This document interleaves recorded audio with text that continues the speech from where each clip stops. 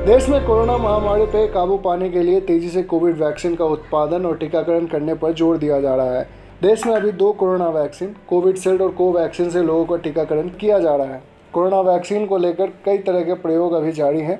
Injection की जगह nasal form में कोरोना वैक्सीन विकसित करने पर तेजी से काम चल रहा है।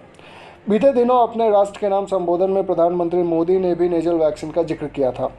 आइए जानते हैं क्या है नेजल वैक्सीन और मौजूदा वैक्सीन से यह कैसे अलग है। प्रधानमंत्री नरेंद्र मोदी ने सोमवार को राष्ट्र के नाम अपने संबोधन में कहा कि कोरोना वैक्सीन को लेकर कई तरह के प्रयोग जारी हैं। नेजल वैक्सीन पर भी रिसर्च हो रही है। इसके चलते वैक्सीन को सिरिंज से ना देकर नाक में स्प्रे किया जाएगा। अगर टेस्ट में कामयाबी मिलती है तो वैक्सीनेशन की मुहिम में और तेजी आएगी। नेजल स्प्रे वैक्सीन को इंजेक्शन की बजाय नाक से दिया जाता है। यह नाक के अंदरूनी हिस्सों में इम्यून तैयार करती है। इसे ज़्यादा कारगर इसलिए भी माना जाता है क्योंकि कोरोना समेत हवा में फैलने वाली अधिकांश बीमारियों के संक्रमण का रूट प्रमुख रूप से नाक ही होता है और उसके अंदरूनी हिस्सों में इम्यूनिटी तैयार होने से ऐसी बीमारियों को रोकने में ज़्यादा असरदार साबित होती है।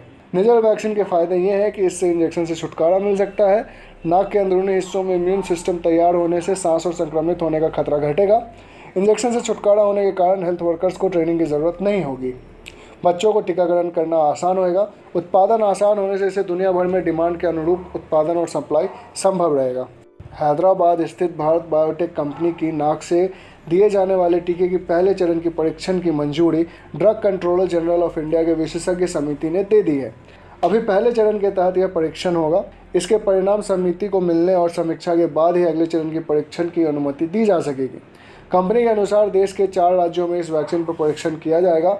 इसमें महाराष्ट्र, बिहार, तमिलनाडु और तेलंगाना भी शामिल है। पिछले काफी समय से देश लगातार जो प्रयास और परिश्रम कर रहा है, उससे आने वाले दिनों में वैक्सीन की सप्लाई और भी ज्यादा बढ़ने वाली है। आज देश में 7 कंपनियां विभिन्न प्रकार की वैक्सीन का प्रोडक्शन कर रही है। 3 और वैक्सीन का ट्रायल भी एडवांस स्टेज पे चल रहा है। वैक्सीन की उपलब्धता बढ़ाने के लिए दूसरे देशों की कंपनियों से भी वैक्सीन खरीदने की प्रक्रिया को तेज किया गया है। इधर हाल के दिनों में कुछ एक्सपर्ट्स द्वारा हमारे बच्चों को लेकर भी चिंता जताई गई है।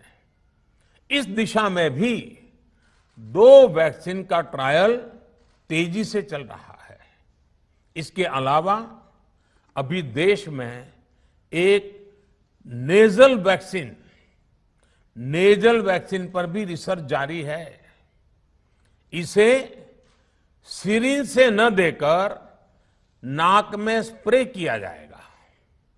देश को अगर निकट भविष्य में इस वैक्सीन पर सफलता मिलती है तो इससे भारत के वैक्सीन अभियान में और ज्यादा तेजी आएगी।